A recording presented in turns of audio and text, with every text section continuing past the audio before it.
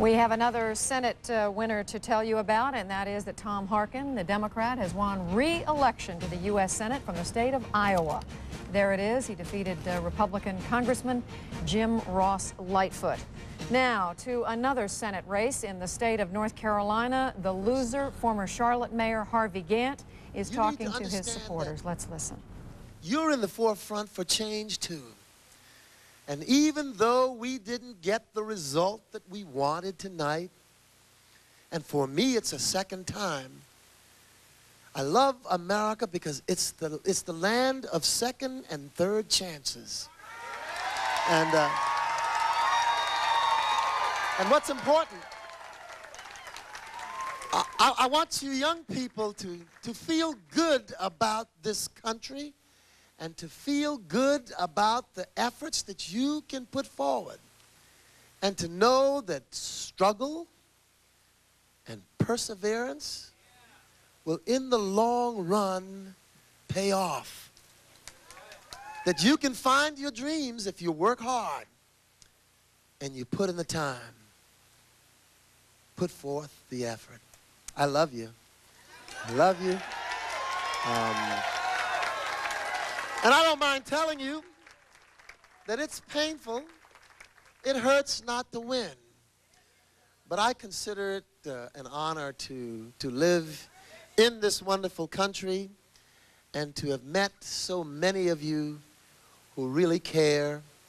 And let's find a way to reach out to other North Carolinians, even those who supported the victor tonight, to find a way for us to build a stronger and richer North Carolina and a better America. I'm here for you, and thank you from the bottom of my heart for all those folks. The Democrat Harvey Gantt, former mayor of Charlotte, the loser in the Senate race. This was his second try at defeating Jesse Helms. He lost, 6 years ago, and he lost again this time, and it was a pretty emotional time for him. But he said, America's a great country. It's a country of second and third chances. And so do you think he was suggesting something? I don't know. Richard Nixon would be the one who had so many chances, and he kept coming back. Helms would be 81 years old if he runs again. I think Gantt's words were really money in the bank for a future run at this. And what's really important to note about this race is that this one was less nasty than the one in 1960. That's right. We found that even though there were about 600,000 new residents of North Carolina since 1990, the fact is they voted more or less the same way other residents of North Carolina voted. They broke along racial lines. Okay, CNN's coverage of this election night, the denouement to Campaign 96 will continue, and we'll be right back here at CNN Center in Atlanta in just a moment.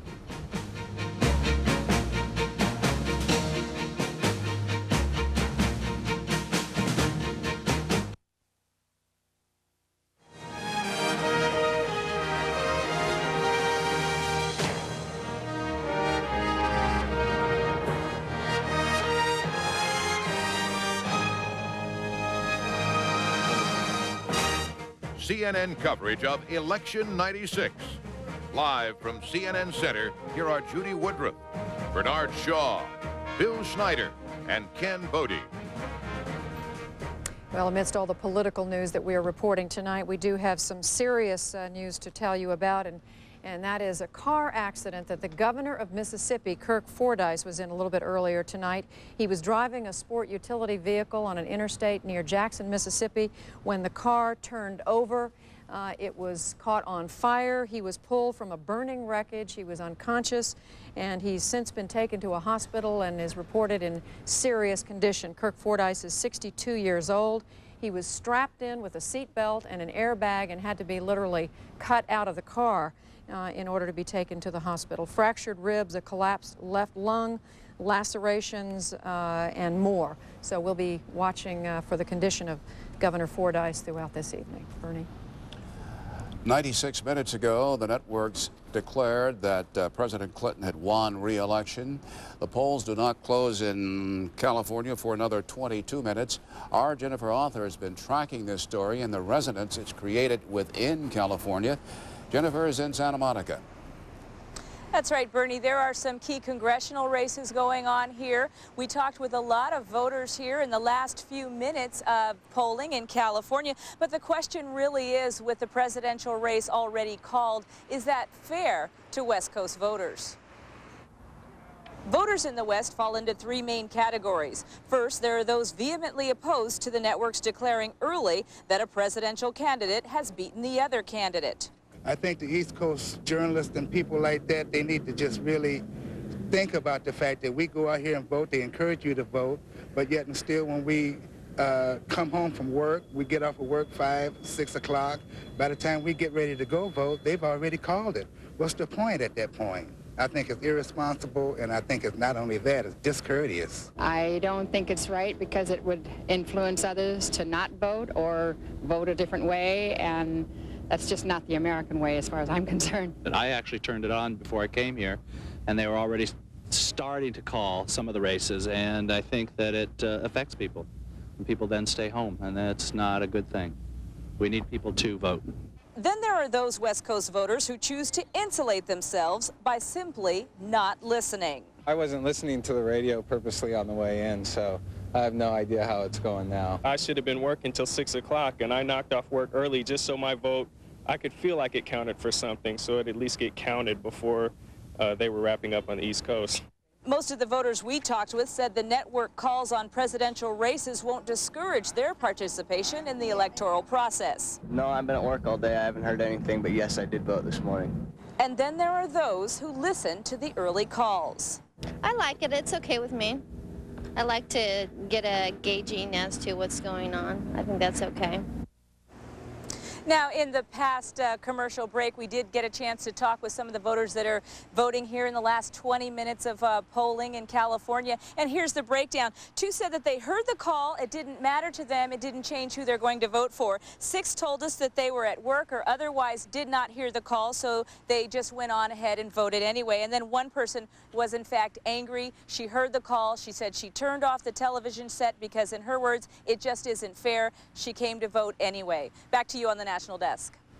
All right, Jennifer Arthur there in Santa Monica, California. One of the races we have called in the Senate is that of North Carolina.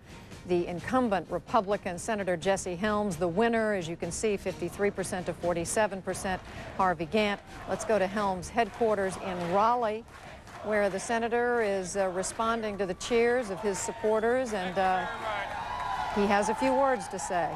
Let's listen in. Thank you very much.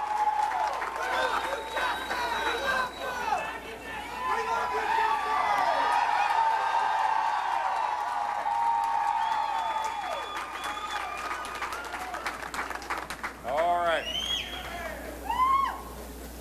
Now look what you've done.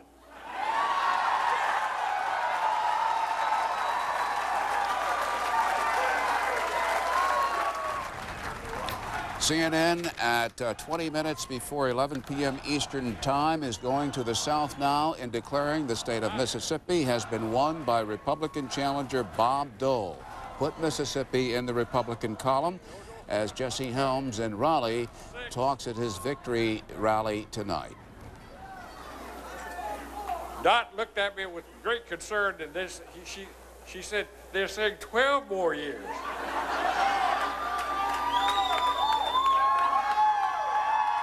Don't you know,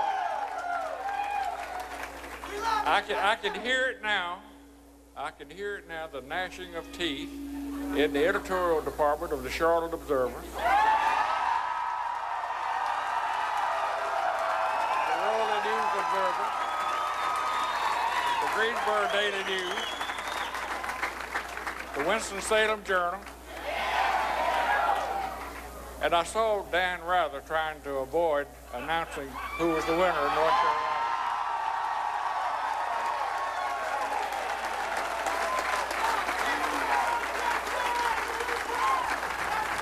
And did you see the news report? I guess it was last night or this morning that cousin Jimmy Carter came to North Carolina yesterday. Did you see that?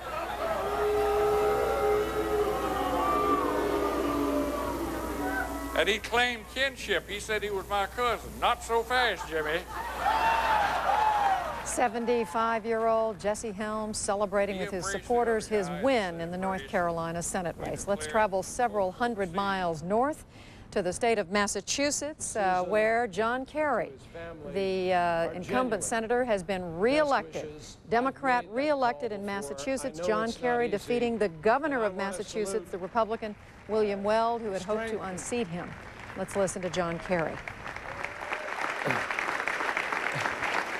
And I want the people of Massachusetts to know that I extend my hand to him in a spirit of bipartisanship, as I know others who have fought with us in this effort also do, because in the end, it's our responsibility to do what is best for Massachusetts.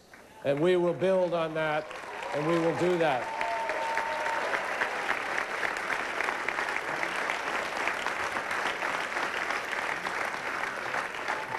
So, Governor, you kind of jumped the gun on where we're going to have this beer. But let me tell you, there's no doubt we're going to have not one, but a couple of beers somewhere pretty soon. And going now to Minneapolis, where incumbent Paul Wellstone, one of the most liberal persons in the Senate, a Democrat, won re-election. This is the second time around that Rudy Boschwitz tried to beat Wellstone. This is the way our board looks at this hour, with 18% of the precincts reporting. Wellstone with 59% to Boschwitz's 38%.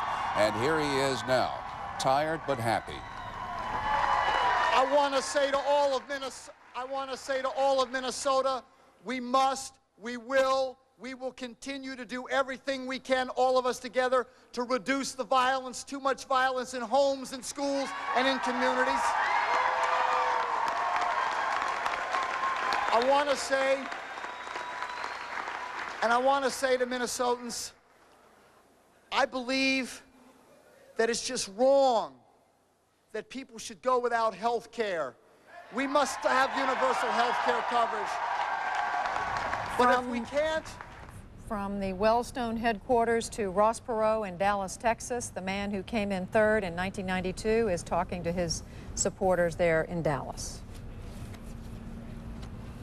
We are not able to bring you the sound. We can see the picture, but we want more than that. We want to know what he's saying, and we're going to try to go back to Ross Perot's headquarters in just a moment. Bernie, let's look right now at the total. These are the actual vote totals that we get, and you can see Ross Perot with 8% of the vote. Ross Perot hasn't had much to say yet tonight. Let's listen to what he's saying now in Dallas. My dream is they will go to heaven because they do what they say they'll do, right? Then it's done. It's done. But that's got to stop. We have got to get that done, and we have got to get campaign reform in terms of the time for campaign and all that done. We must set the highest ethical and moral standards for the people who serve in our government, and all of that has got to be changed from rules to laws in the next 4 years, and we're going to have to stand at the gate and keep the pressure on, and we will. Now, we will not let our children and grandchildren pay an 82% tax rate, which our government forecasts they will. We've got to have the balanced budget amendment. We've got to have the plan to balance the budget and all the things that you have fought so hard and so long for, and we've got to stand at the gate to make sure that happens if we want to pass on a better, stronger country to our children. We will make the 21st century the best in our country's history, but you and I have to stay on watch. We have to keep the pressure on, and as I've said 1,000 times to both parties when they say, what does it take to make all of you people go away? And that is, do all of this, and then we don't have anything to talk about, right? It's done. Thank you. You've worked night and day. You've done a tremendous job. Take a little break, and then we'll climb back in the ring and keep the pressure on to see that everybody keeps those promises, right? Great. In Dallas, H. Ross Perot promising to keep the feet to the fire, the feet belonging to the Democrats and the Republicans. One thing, he finally came around on a balance.